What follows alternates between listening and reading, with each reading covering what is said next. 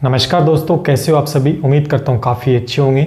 दोस्तों हमारी चल रही थी राजस्थान हिस्ट्री, जिसके अंदर हमने अजमेर के चौहान पढ़ लिए थे। मेवाड़ का इतिहास चल रहा था। मेवाड़ का इतिहास हमने कहाँ तक पढ़ा, रावल रतन सिंह तक हमने पढ़ लिया था। पिछली जितनी भी क्लास अगर आपने नहीं देखी है तो जाके देखिएगा। चीज़ें बेसिक से और बहुत इंपॉर्टेंट चीज़ें मैंने डिस्कशन की है। आज कुछ उससे आगे पढ़ने वाले हैं, तो वीडियो को लाइक करना है, शेयर करना है और सब्सक्राइब अगर नहीं किया है तो सब्सक्राइब कर दीजिएगा। ठीक है दोस्तों, चलते हैं।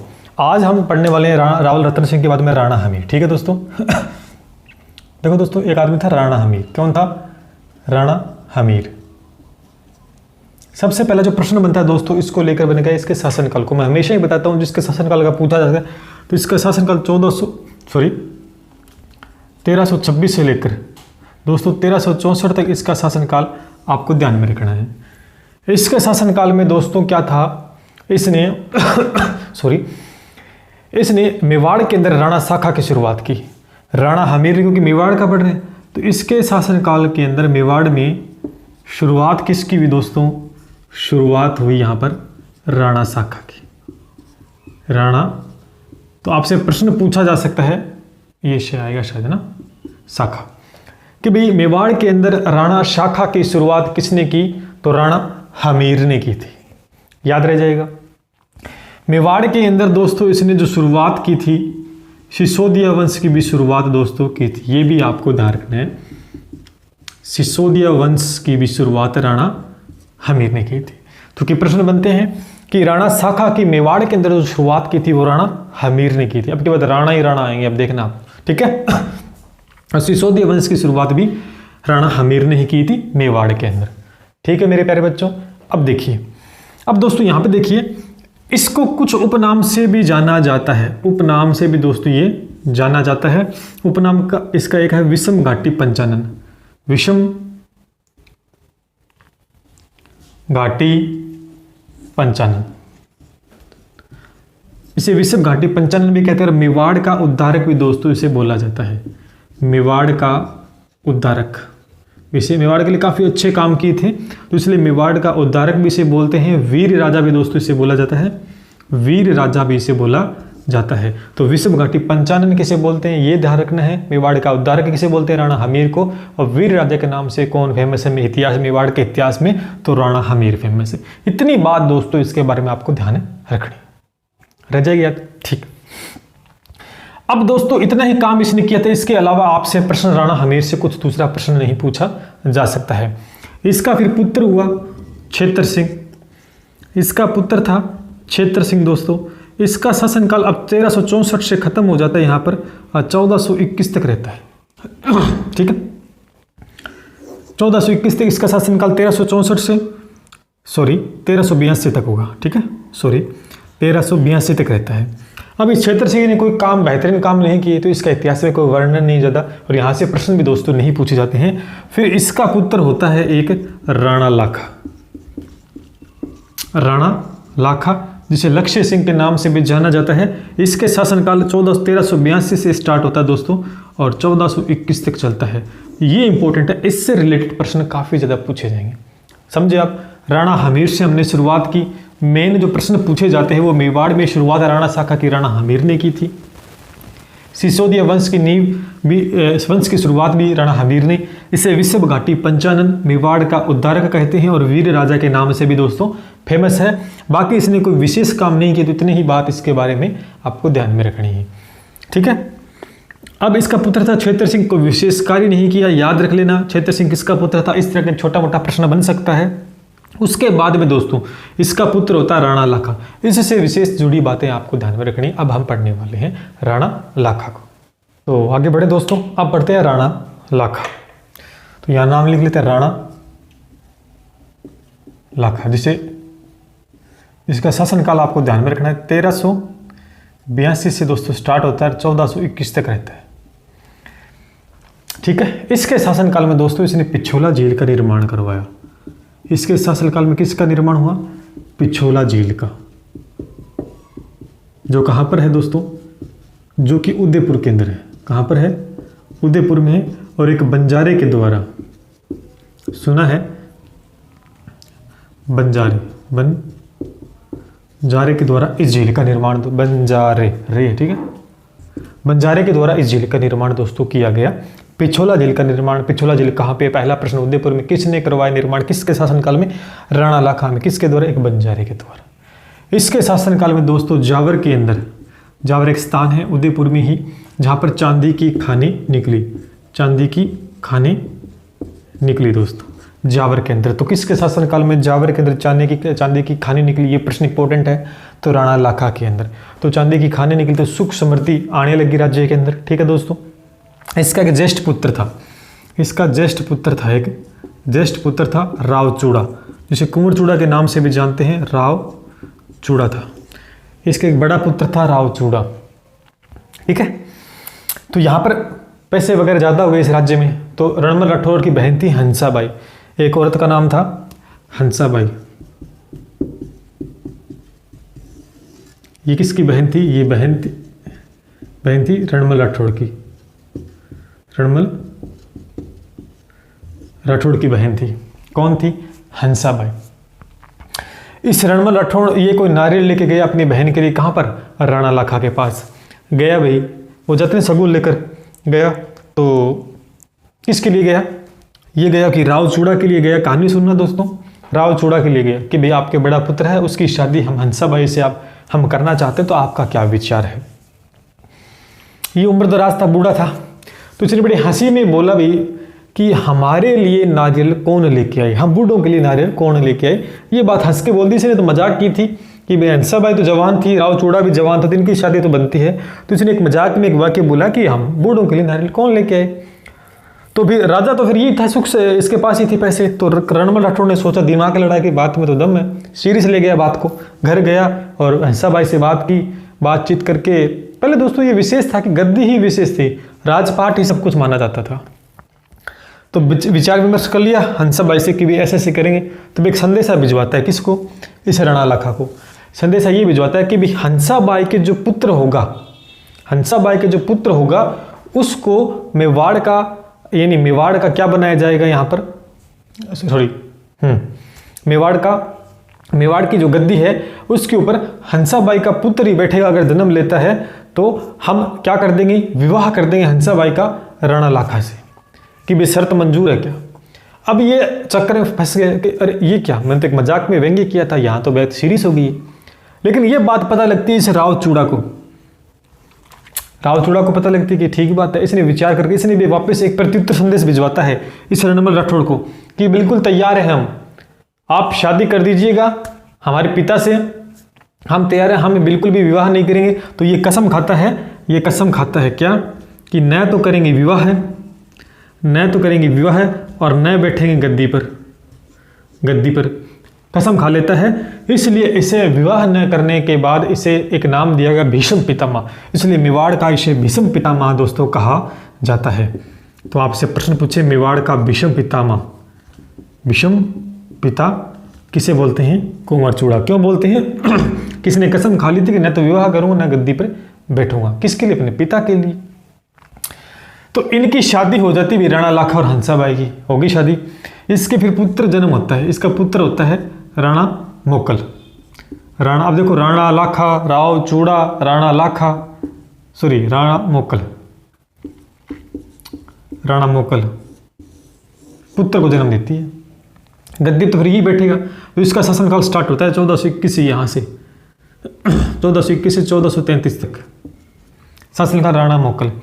अब खुशी से इस राव चूड़ा को इसका संरक्षक बना दिया कि भी तू इसका राजपाट के साथ सहयोग कर, ये तो नया है, छोटा ही है भी, तो तू इसका संरक्षक कर। लेकिन ये हंसाबाई है ना, इस राव चूड़ा को शक की दृष्टि देखती थी कि बात तो कुछ गड़बड़ कर सकता है। यानी ये हंसाबाई से क्या देखती थी? शक की दृष्टि से देखती थी, शक की दृष्टि से देखती थी कि गड़बड़ ना कर दे। कसम तो खाली विवाह नहीं करूंगा, कोई बात नहीं, गद्दी तो न हड़प ले गई। तो ये बड़ा नाराज होकर ये चला गया था मांडू, ये मांडू चला गया गुजरात, कि छोड़ रहे, जाने दे, अपने को तो नहीं करनी, विवाह नहीं करना ना गद्दी बढ़ना, शक से क्यों मरे अपन, क्यों इल्जाम लगे। तो ये गुजरात भाग गया, भी जाने दो, वहाँ जाकर रहन सहन करने लग गया, मौज बन गई, हंसाबाई के चला गया, इसको बना दिया। तो ये राणा मोकल बनता है 1421 1433 में।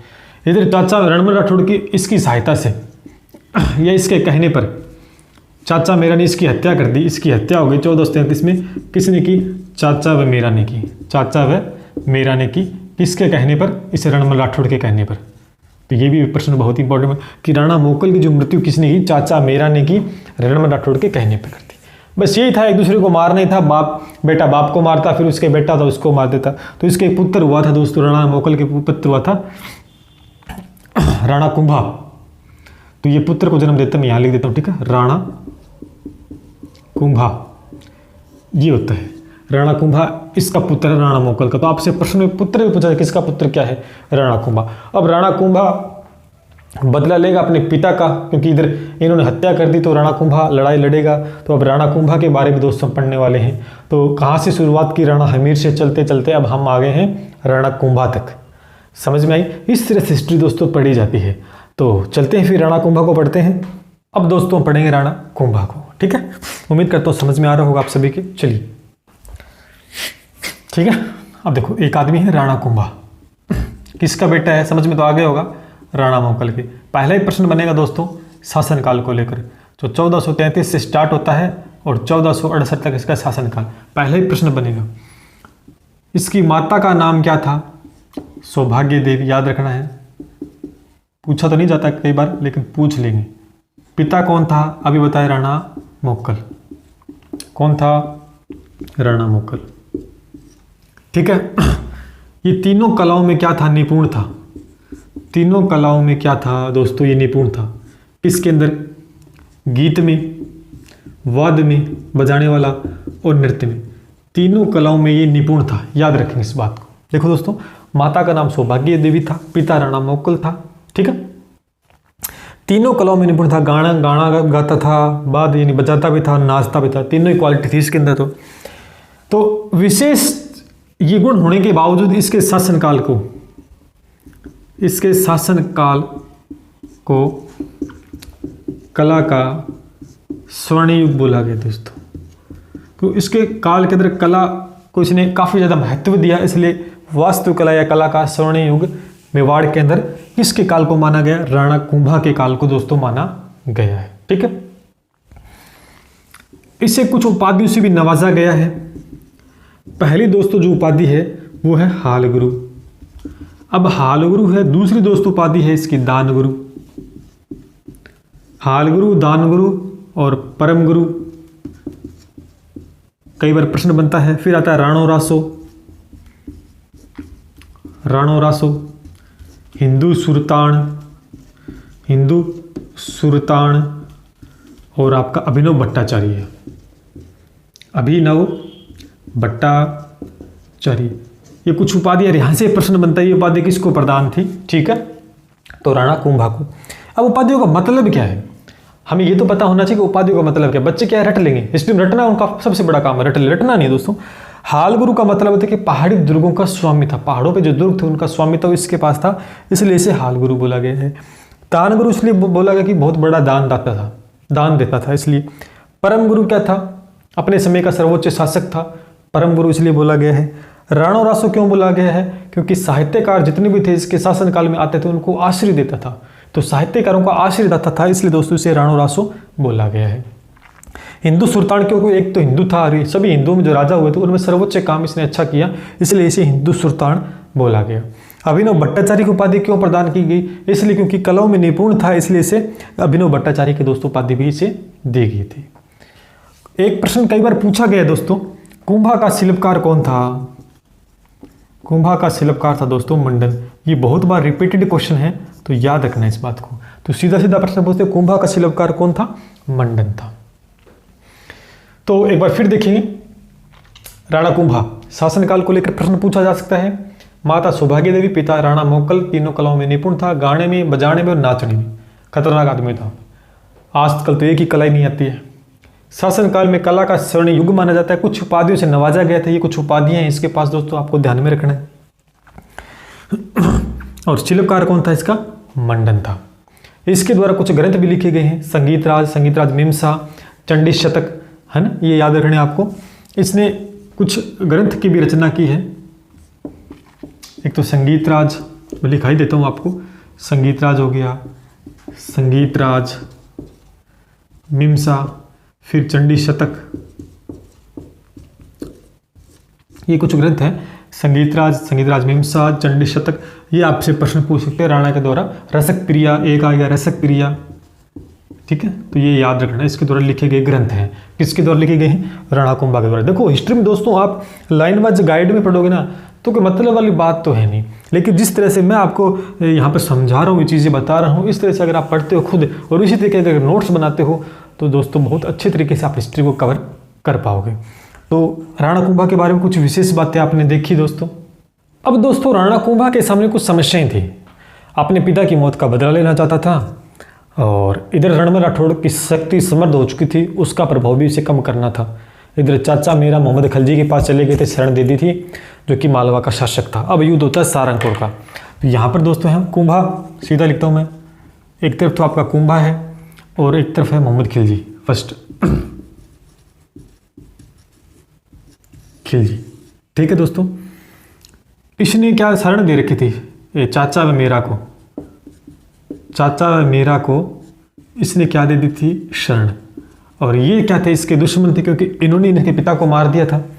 तो इनके बीच में एक भयंकर युद्ध होता है 1437 में, जिसे बोलते हैं सारंगपुर का युद्ध। सारंगपुर का युद्ध घमासान युद्ध होता है। आपसे प्रश्न पूछा जा सकता है सारंगपुर का युद्ध किसके बीच हुआ? राणा कुंभा और खिलजी के बीच हुआ, ठीक है। तो 1437 में, लेकिन जीत किसकी होती है? विजय होता है राणा कुंभा। ये विजय होती है और ये कहाँ का शासक था? मालवा का शासक था। सारी बातें आपको बताऊंगा। मालवा का शासक था, जीत गए भैया। अपने पिता की मौत का बदला लेना चाहता था, तो खतरनाक तरीके से दोस्तों तैयारी की थी, तो जीत गया। इसी जीत के उपलक्ष्य में, इसके उपलक्ष्य में दोस्तों क्या बनवाता है? विजय स्तंभ का निर्माण करवाता है। विजय स्तंभ का निर्माण करवाता है, जो कि 9 मंजिला ऊंचा है, जो कि क्या है? 9 मंजिला है। और इसे क्या कहते हैं? भारतीय मूर्ति कला का, भारतीय मूर्ति कला का विश्वकोश घोष या अजायब घर कहा जाता है। तो भारतीय, कई बार रिपीटेड प्रश्न है, भारतीय विश्व मूर्ति कला का विश्वकोश अजायब घर विजय स्तंभ का कहते हैं। और विजय स्तंभ का निर्माण किसने करवाया था? महाराणा कुंभा ने। कब? सारंगपुर का युद्ध जीता था तब, ठीक है।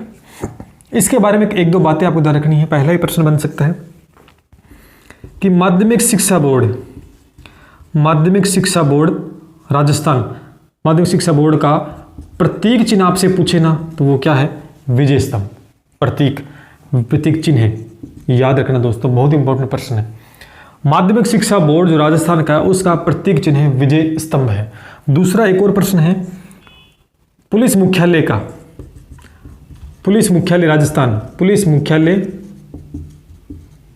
राजस्थान का प्रतीक चिन्ह है। प्रतीक भी क्या है दोस्तों? विजय स्तंभ। तो सीधा सीधा प्रश्न पूछ सकते हैं दोस्तों, मैं गहराई से आपको अध्ययन करवा रहा हूं यहाँ पर। माध्यमिक शिक्षा बोर्ड और पुलिस का, राजस्थान पुलिस मुख्यालय का प्रतीक चिन्ह जो विजय स्तंभ है, याद रखना इस बात को, ठीक है। पुलिस के बच्चे भी पेपर दे के आए हुए, आपको पता होगा। और इससे जुड़ी एक विशेष बात आपको ध्यान रखनी है कि 15 अगस्त 1949 को 1 रुपये का डाक टिकट भी दोस्तों जारी हुआ था। 1 रुपये का डाक टिकट जारी हुआ था। किसका? विजय स्तंभ का। याद रखना कब? सन इंपॉर्टेंट है, 15 अगस्त 1949 को विजय स्तंभ का 1 रुपये का डाक टिकट जारी हुआ था। एकमात्र इमारत है दोस्तों, ये क्या है? विजय स्तंभ इमारत लिख देता हूं यहाँ पर, इमारत जो कि 9 मंजिला है।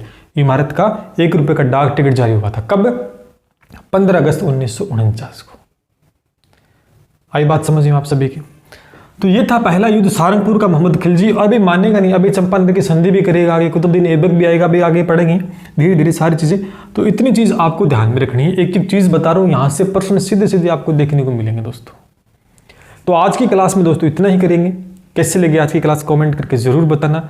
काफी लंबा चौड़ा है मेवाड़, तो धीरे धीरे पढ़ेंगे। उम्मीद करता हूँ काफी अच्छा समझ में आया होगा आप सभी के। हिंदी की क्लास भी दोस्तों स्टार्ट हो चुकी है। वर्ण विचार मैंने टॉपिक ले लिया है, जाके देख सकते हैं दोस्तों। और पुलिस फिजिकल के लिए मैं कल से सीरीज मैंने स्टार्ट कर दी है, वैसे तो आज से ही आप जुड़े रहें। लाइक शेयर और सब्सक्राइब करें। जल्द मिलते हैं, तब तक के लिए जय हिंद जय भारत।